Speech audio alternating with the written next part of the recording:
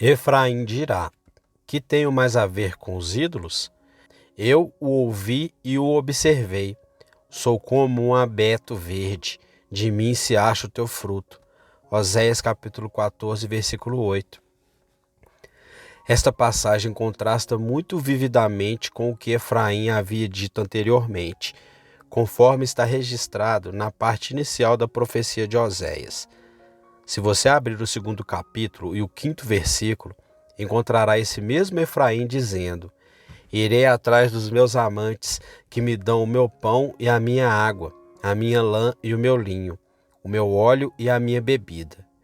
Esses amantes eram os deuses ídolos, e Efraim estava determinado a ir atrás deles, pois ela lhes atribuía seus vários confortos, seu pão e sua água, sua lã e seu linho, seu óleo e sua bebida.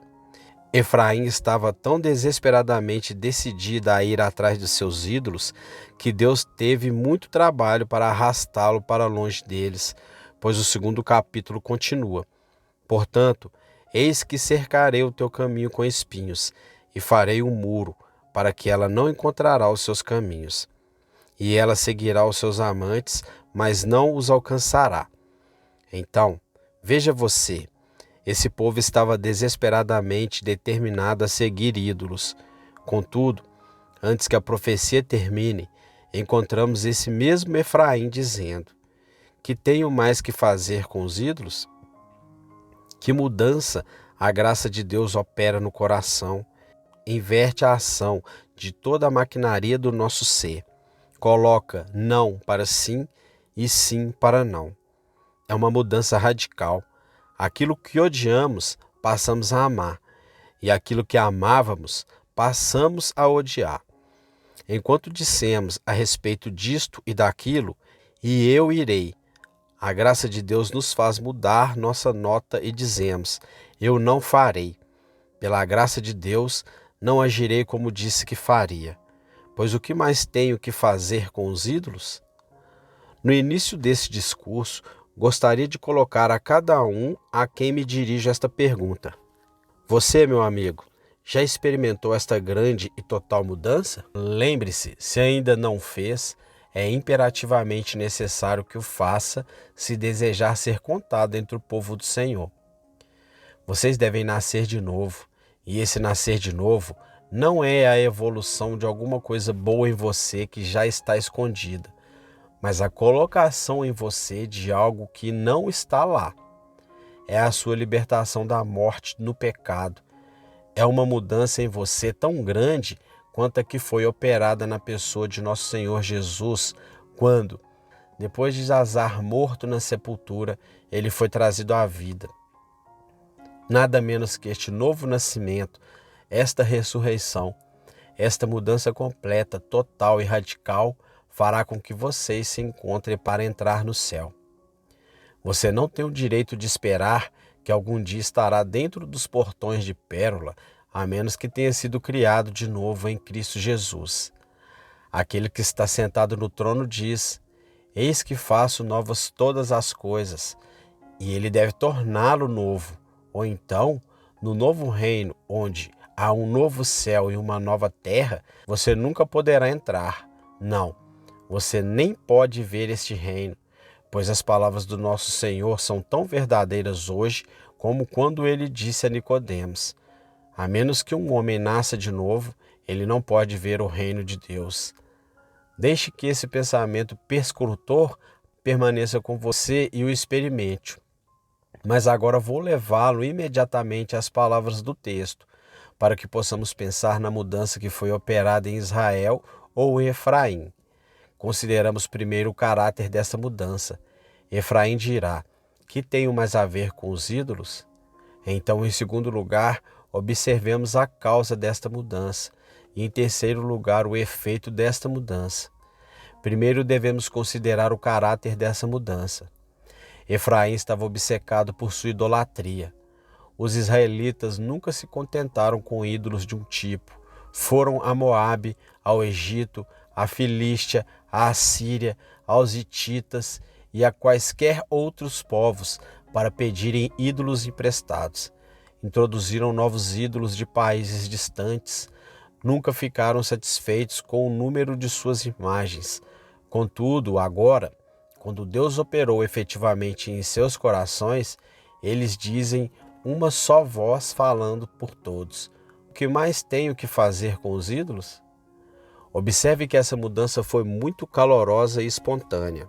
Efraim não disse: eu gostaria de adorar ídolos, mas não ouso. Ele não disse: eu gostaria de erigir imagens esculpidas, mas não devo. Pelo contrário, ela mesmo disse: o que mais tenho eu a fazer com os ídolos? Gostaria que algumas pessoas que posso mencionar entendessem o que significa conversão. Eles nos dizem: então você não vai ao teatro? Que negação isso deve ser para você. Não é nada disso, pois nunca desejamos ou desejamos ir para lá. O que nós, os nascidos duas vezes, temos a ver com essas coisas vãs do mundo? Oh, mas o copo do bêbado deve ser uma grande abnegação para você renunciar a ele. Pelo contrário, é-nos repugnante. Passamos a sentir como se o remédio mais nauseabundo que pudesse ser preparado fosse mais doce para nós do que aquele copo. O que mais temos que fazer com os ídolos? Assim, cada coisa que é má torna-se para o verdadeiro convertido uma coisa nojenta e desagradável. Ele não diz: oh, como eu gostaria disso, como anseio por isso, que fome tenho por isso. Se ele detecta em si mesmo o menor desejo pelo mal de qualquer tipo, ele clama: miserável homem que sou, quem me livrará do corpo desta morte? Mas, na medida em que a obra do Espírito de Deus foi realizada sobre ele, ele sente um rompimento e um divórcio completos e sinceros daquelas coisas que uma vez amou, e sente um horror tão grande por elas quanto antes as desejava. Agora ele canta: deixa as mentes humanas perseguirem o mundo. Ele não tem encantos para mim. Uma vez eu também admirei suas ninharias, mas a graça me libertou. Seus prazeres agora não agradam mais. Não há mais contentamento. Longe do meu coração estão alegrias como essas. Agora eu vi o Senhor. Assim como a luz do dia de abertura, todas as estrelas estão ocultas. Assim os prazeres terrenos desaparecem quando Jesus é revelado. Repito, a mudança é muito espontânea e sincera. A própria Efraim dirá livremente: o que mais tenho a ver com os ídolos? Eu terminei com essas coisas e estou feliz por ter terminado com elas. Oh, se eu tivesse acabado com elas uma vez por todas. Perguntei a um convertido na semana passada, talvez a uma dúzia de pessoas, que fiz a mesma pergunta: meu querido irmão, você é perfeito? Não, senhor. Cada um disse: eu não sou. Então, quando perguntei: você não gostaria de ser perfeito? A resposta em todos os casos foi: sim, de fato eu gostaria. Seria o paraíso na terra se eu pudesse ser perfeitamente santo. Oh, se eu estivesse limpo e livre do pecado. Então cantamos com o Cowper: o ídolo mais querido que conheci, seja qual for esse ídolo, ajude-me a arrancá-lo do teu trono e adorar apenas a ti. Deixe os ídolos irem, esmague-os todos, quebre-os em pedaços como se fossem vasos de oleiro. Se houver luxúria, se houver paixão, se houver alegria, se houver desejo, isso não está de acordo com a mente de Deus. Acabe com isso. Não podemos suportar o mal e queremos nos livrar dele. Efraim dirá, e dirá isso com alegria, espontaneidade e entusiasmos: o que mais tenho que fazer com os ídolos? Observe também que esta mudança é obra da graça eficaz de Deus. Observe o texto do texto. É Deus quem diz. Efraim dirá.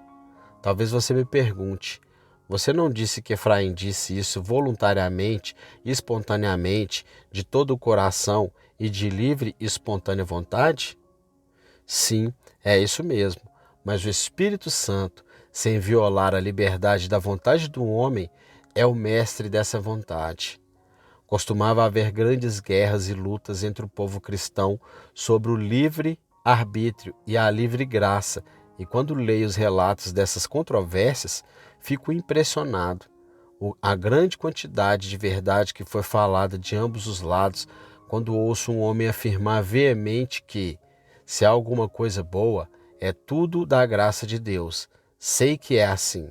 É um agente livre e que, se ele age virtuosamente, seu livre-arbítrio deve consentir com isso, e que esta condição é essencial para a própria criação da virtude. Isso também não é verdade, e por que deveríamos nós? Não acredita em ambos? Efraim diz alegremente: o que mais tem a ver com os ídolos? Para que sejam cumpridos. Para Deus realizar sua vontade, com mero materialismo, com blocos mortos de madeira ou pedra, com risos ou com tempestades, é apenas onipotência comum. Mas, para Deus deixar os homens como agentes absolutos e responsáveis, e nunca interferir na liberdade de seu arbítrio, e ainda assim, para ele cumprir seus propósitos eternos a respeito deles em cada jota e tio, isso é, se assim posso dizer, onipotente. Este é o poder onipotente levado ao clímax. É assim com a graça de Deus. Abandonamos espontaneamente o nosso pecado, mas é porque a graça onipotente está trabalhando dentro de nós para querer e fazer de acordo com a boa vontade de Deus. Efraim dirá: o que mais tenho eu a fazer com os ídolos? Porque Deus, em sua graça eficaz, a afastou de seus ídolos. Observem a seguir, queridos amigos, que esta mudança é sempre muito pessoal. Efraim diz: o que mais tenho eu a fazer com os ídolos? Ela não diz: o que as nações têm a ver com os ídolos? Essa seria uma pergunta sábia, mas, via de regra, a religião nacional ou geral não tem grandes importâncias. Dizemos como o Sr. Bunyan: esses são generais, cara, vamos aos detalhes. Acredita em toda a verdade com a companhia geral daqueles que a defendem, mas lembre-se de chegar aos detalhes e dizer: o que mais tenho que fazer com os ídolos? Não pergunte: o que minha mãe tem a ver com os ídolos? O que meu irmão tem a ver com os ídolos? O que meu vizinho tem a ver com os ídolos? Mas, o que eu tenho a ver com os ídolos? Se todos os outros homens pecarem, eu não devo. Peço a cada crente com quem estou falando que sinta: Deus fez tanto por mim que devo me afastar do pecado. Para mim, a maldade intencional seria uma coisa horrível. Devo abandonar toda iniquidade. Qualquer que seja o resto do mundo pode fazer. Não devo ir com a multidão para fazer o mal.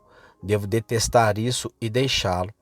Quanto a mim e à minha casa, serviremos ao Senhor. Efraim dirá: o que mais tenho eu a ver com os ídolos? Abomine o egoísmo e o egoísmo, mas, ao mesmo tempo, seja muito pessoal e individual em relação à sua própria religião.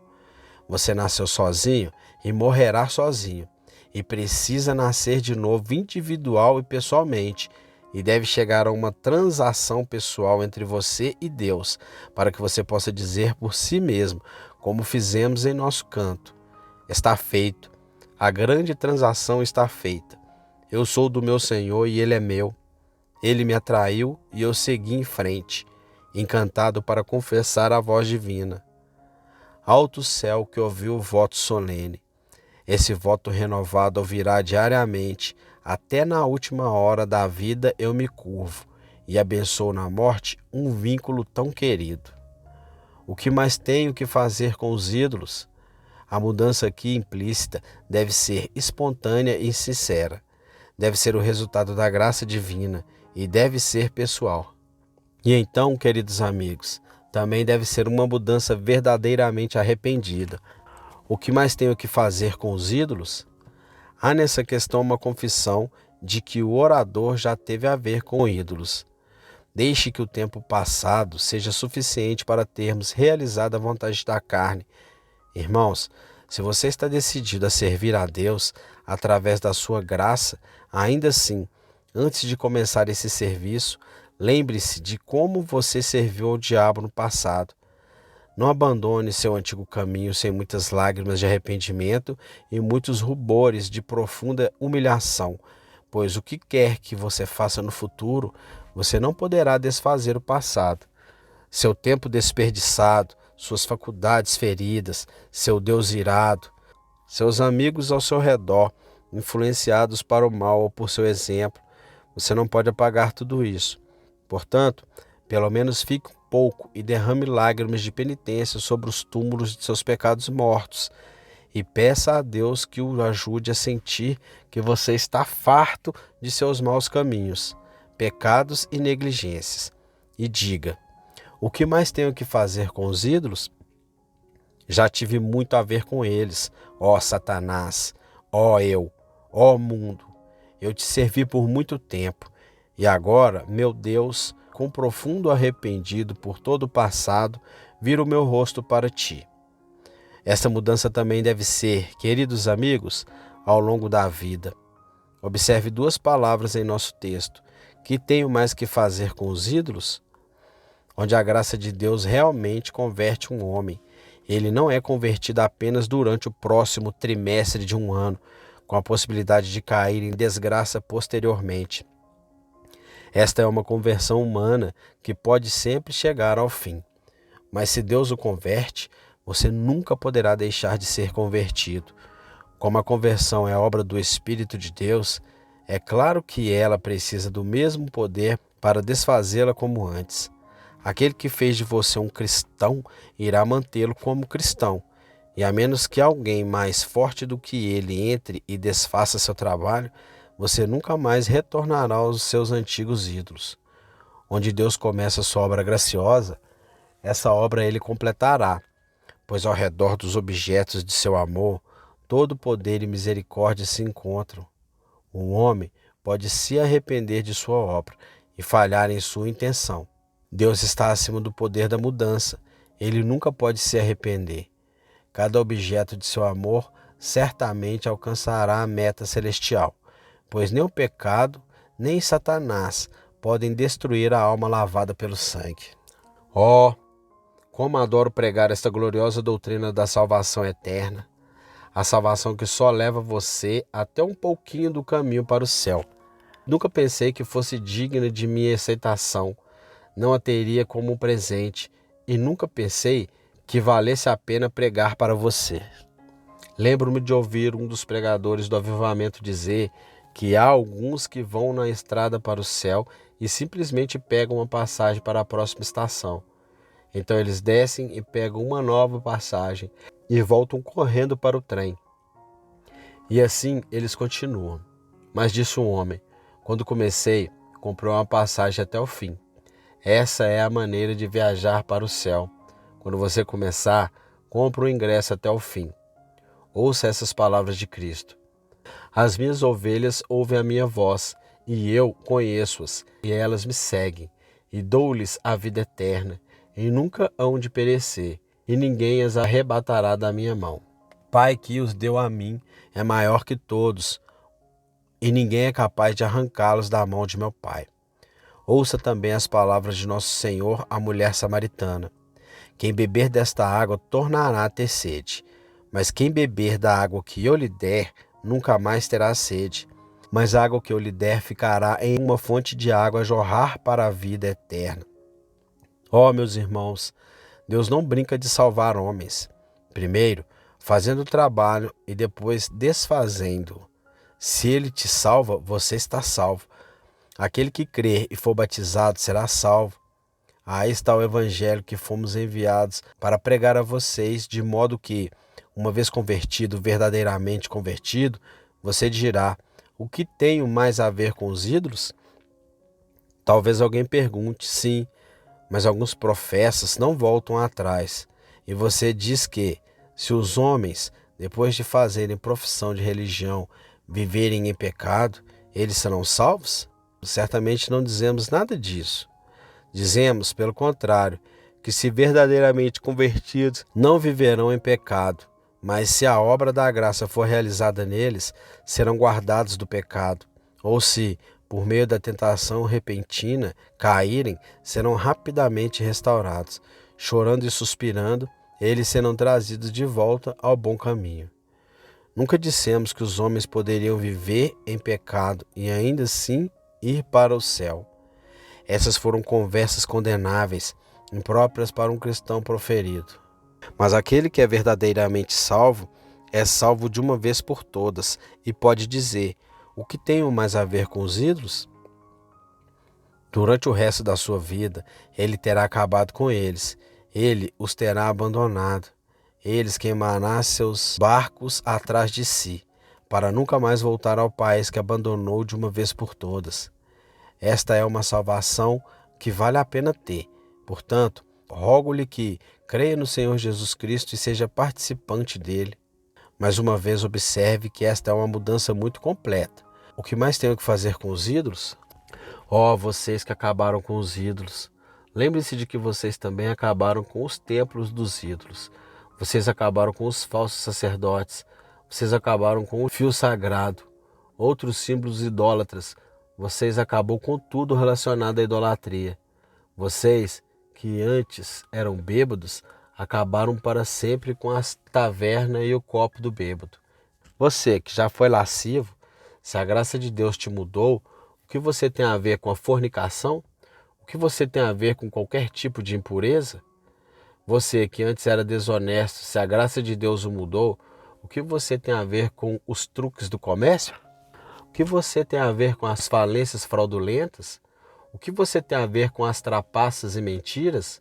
Que cada verdadeiro crente clame: o que mais tenho eu a fazer com os ídolos? Vá embora, pecado e Satanás, bolsa e bagagem. O que mais um homem que foi comprado com o sangue de Cristo pode fazer com os ídolos? Ele os abandona de uma vez por todas pela boa graça de Deus. Amém.